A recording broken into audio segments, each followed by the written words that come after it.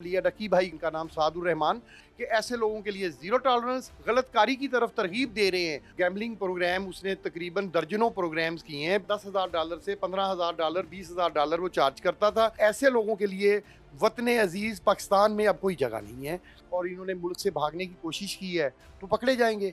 इस रिमांड के अंदर हमने इसकी तमाम जायदाद की डिटेल, गाड़ियों की डिटेल, कि ये कितने अरसे के लिए जेल जाएंगे, ये तो जज साहब ने फैसला करना है। मरूफ यूट्यूबर डकी बाई जिनका नाम सादुर रहमान है, उन्हें national cyber crime investigation agency ने हिरासत में लिया है और उनकी तफ्तीश भी जारी है। रिमांड पर national cyber crime investigation agency के पास मौजूद हैं। लेकिन अब ये इस बात सामने आई है कि डकी बाई के बाद नेक्स्ट कौन होगा। क्या उनकी जो वाइफ अरूब जो तोई हैं, जो उनके व्लॉग्स में आती हैं, क्या उनको भी national cyber crime investigation agency हिरासत में लेगी और उसके अलावा उनकी फैमिली में से भी क्या किसी को तफ्तीश में शामिल किया जाएगा? और ये केस क्या है, किस केस में डकी बाई को हिरासत में लिया गया और इसका जो फ्यूचर है वो क्या है? सर बताएगा कि डकी बाई जिनका नाम सादुर रहमान है, उनको 16 अगस्त की रात को 9:30 बजे पहले इमिग्रेशन ने रोका, उसके बाद फिर 17 अगस्त को रात 12 बजे के बाद एफआईए के हवाले कर दिया गया। तो किस केस में वो वांटेड था? हमारे पास कोई पिछले 1.5-2 महीनों से एक इंक्वायरी चल रही थी उन लोगों के ऊपर जो मेरी सोसाइटी के वतन अजीज़ के बच्चों को डिरेल कर रहे हैं, स्टडीज़ से ख़राब कर रहे हैं, उन्हें गंदी गैम्बलिंग गेम्स और इस तरह की चीज़ों को प्रमोट कर रहे हैं, बच्चे उन्हें आइडियलाइज़ कर रहे हैं। और मेरे वतन अजीज़ के वो बच्चे जो पहले कहते थे कि मैं डॉक्टर बनूंगा, बड़ा होकर इंजीनियर बनूंगा या पायलट बनूंगा, अब वो कहते हैं कि हम यूट्यूबर बनेंगे। पढ़ाई में क्या रखा है, मैट्रिक फेल लोग इतना पैसा कमा रहे हैं, इतनी लविश लाइफ है, जितना कोई नेगेटिव गंद उठाता है उतनी ही ज़्यादा उसकी व्यूअरशिप होती है।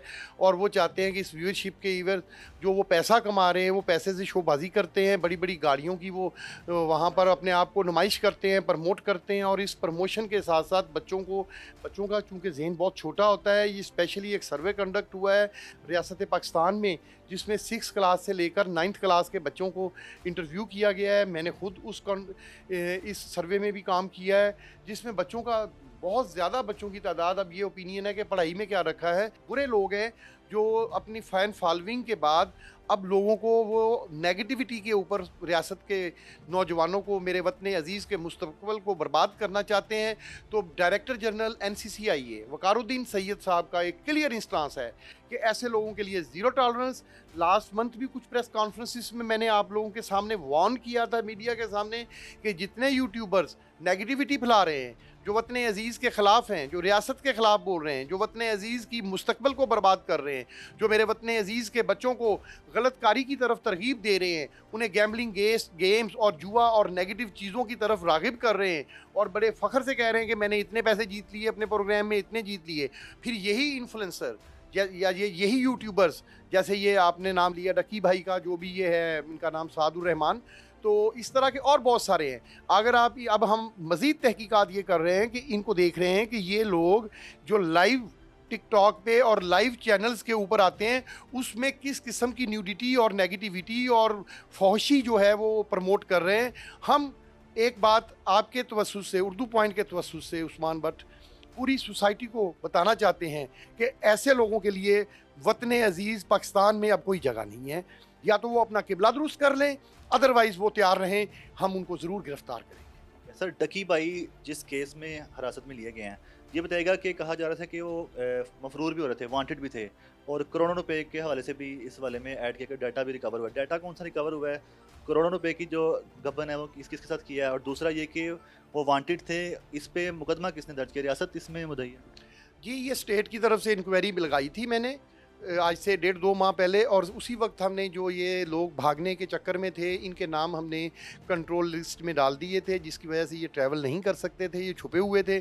अब जैसे जैसे ये बिल से बाहर निकले हैं और इन्होंने मुल्क से भागने की कोशिश की है तो पकड़े जाएंगे। जो मुल्क से भागे हुए बाहर बैठ के समझते हैं कि हम मादर पिदर आज़ाद हैं, हम कुछ भी हर्जा सराई करेंगे, कुछ भी गलाजत फैलाएंगे तो स्टेट हमें कुछ नहीं कहेगी। तो मैं उन लोगों को भी आपके चैनल से कहना चाहता हूँ कि तैयार रहें, हम आपके पास भी आ रहे हैं, चाहे आप दियारे गैर में बैठे हैं, आपको भी पकड़ के लाएंगे और यहाँ पर बिहाइंड द बार जो होंगे वो इंशाल्लाह।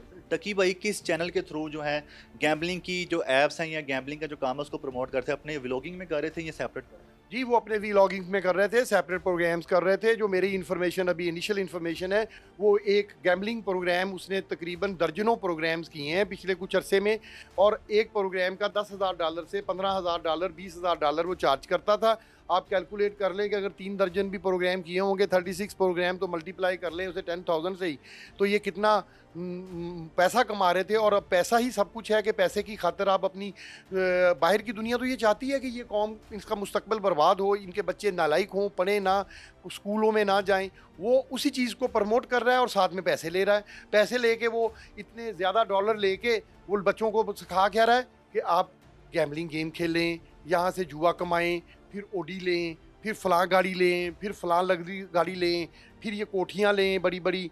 तो मैं आपके तवज्जुह से बताना चाहता हूँ, जो आपका क्वेश्चन है कि हम इसके लिए क्या कर रहे हैं इस एफआईआर के बाद। अभी तो 2 दिन का रिमांड है, जैसा कि आपको मालूम है। इस रिमांड के अंदर हमने इसकी तमाम जायदाद की डिटेल, इसकी एफबीआर की डिटेल, एक्साइज से इनकी महकमा एक्साइज जो है हमारा, उससे इसकी गाड़ियों की डिटेल अब चेक कर रहे हैं ना कि ये जो जो गाड़ियाँ शो करवा रहा था, क्या वो इसकी गाड़ी हैं, अगर इसकी हैं तो किसके नाम है, नहीं तो वो कहाँ पे हैं। और बहुत सारे इसमें आस्पेक्ट्स हैं जो कि अभी मैं आप लोगों के सामने अया नहीं करना चाहता कि ये मनी लॉन्ड्रिंग कैसे होती थी, और इसके इन्वेस्टमेंट किस किस तरह से इन्होंने बड़े इन्वेस्टर्स के साथ इन्वेस्टमेंट की हुई थी। उन तमाम आस्पेक्ट को हम अभी प्रॉब कर रहे हैं। अभी तो इनिशियल है, तो ये लंबा चलेगा। इस तरह की तफ्तीश जो होती है, बड़ी डिटेल तफ्तीश होती है, लंबी होती है। तो हम इंशाल्लाह उस तफ्तीश में इन तमाम चीज़ों को अनअर्थ करके अपनी सोसाइटी के बच्चों को, अपनी रियासत पाकिस्तान की नई नस्ल को, मुस्तकबिल को, जो हमारा मुस्तकबिल है ये बच्चे, उनको बताना चाहते हैं कि अपनी पढ़ाई की तरफ फोकस करें, अपनी तालीम को मुकम्मल करें, ना कि आप इस तरह के शॉर्टकट यूज़ करते हुए इस तरह के ढोंकियों और इस तरह के जो फ्रॉडिये लोग हैं उनकी बातों में आकर आप अपना मुस्तकबिल बर्बाद मत करें। सर, डकी भाई अपने व्लॉग में अपनी बेगम को हर बार लेके आते हैं, अरूप जतोई को।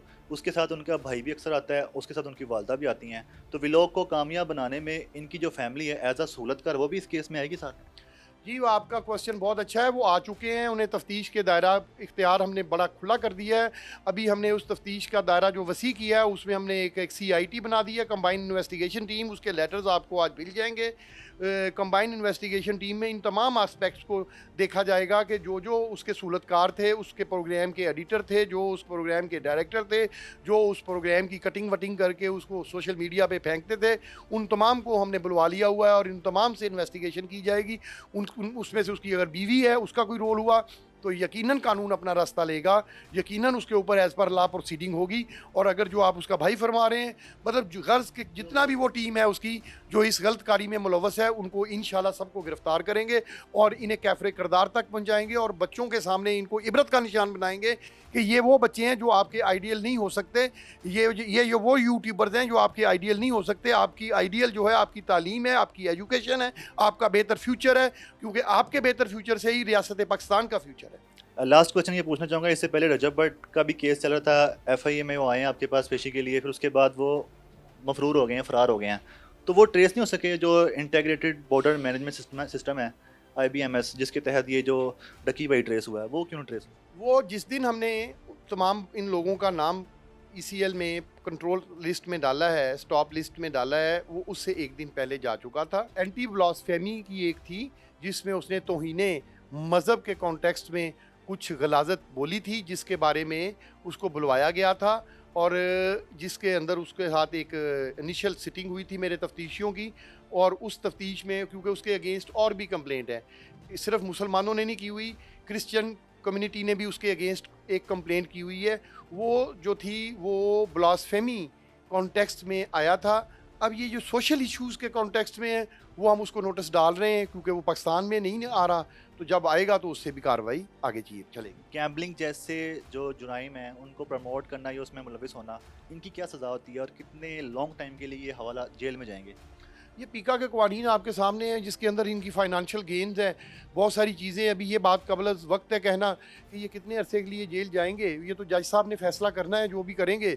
इन कवानीन की सज़ाएँ 3 साल, 5 साल, 7 साल तक हैं। मुख्तलिफ जो जराइम उसने किए हैं, सरजद हुए हैं उनसे, तो वो इंशाल्लाह कर रहे हैं। इसमें सबसे ज़्यादा अलार्मिंग सिचुएशन ये होगी कि जब इनके ऊपर एंटी मनी लॉन्ड्रिंग की प्रोसीडिंग की जाएगी, इनकी मनी लॉन्ड्रिंग को देखा जाएगा, तो फिर इसके फाइनेंशियल एस्पेक्ट को देखेंगे। फ़िलहाल हम फोकस कर रहे हैं रियासत पाकिस्तान के मुस्तकबिल के ऊपर। जो मेरे ये बच्चे हैं, ये इनको हम बर्बाद नहीं होने देंगे। फाइनेंशियल एस्पेक्ट साथ पैरेलल हम देखते रहेंगे।